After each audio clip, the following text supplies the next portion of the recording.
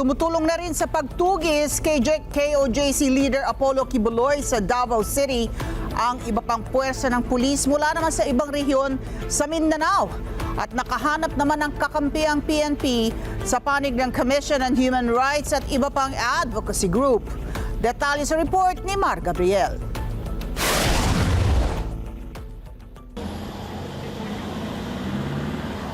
Sa ikalimang araw ng paghahanap ng mga pulis kay KOJC leader Apollo Kibuloy, lalo pang nadagdagan ang puwersa ng Philippine National Police sa Davao City.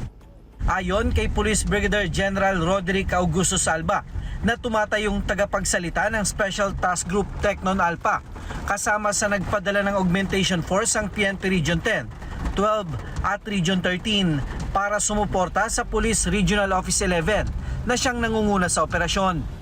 Mas malaki pa po sa Camp Crame actually.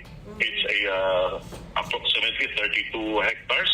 So the 2,000 personnel na deploy is in fact not that enough kung sa tingin ko lang. Because talagang tinitingnan bawat area, bawat area talaga. Police officers are also human beings. They need to rest and sleep din also. So dapat magre-relieve tayo. So we need support from other PNP.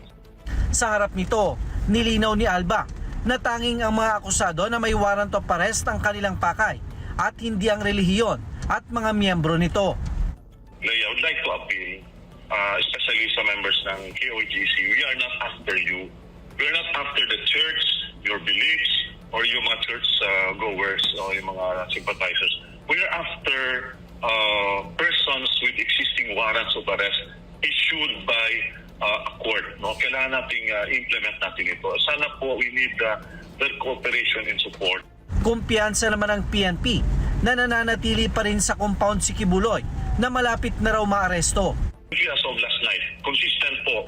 Although mayroong movements, may mga areas palipat-lipat. But yes, I agree sa pronouncement ng ating PNP spokesperson na mayroon pa rin na monitor underground.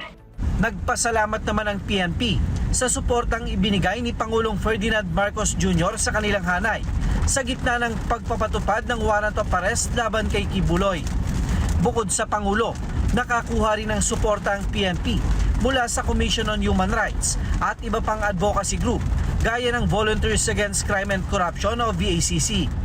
Ayon kay CHR Chairperson Attorney Richard Palpalato, mahalaga ang trabaho ng PNP sa pagsisilbi ng warrant of arrest na bahagi ng pagsunod sa kanilang legal obligation kahit pa sa harap ng mga makapangyarihang individual.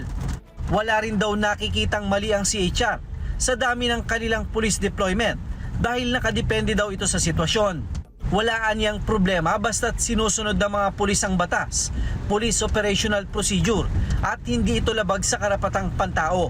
Ayon naman kay VACC President Boy Evangelista, walang sino man ang nakakahigit sa batas at walang exemption dito.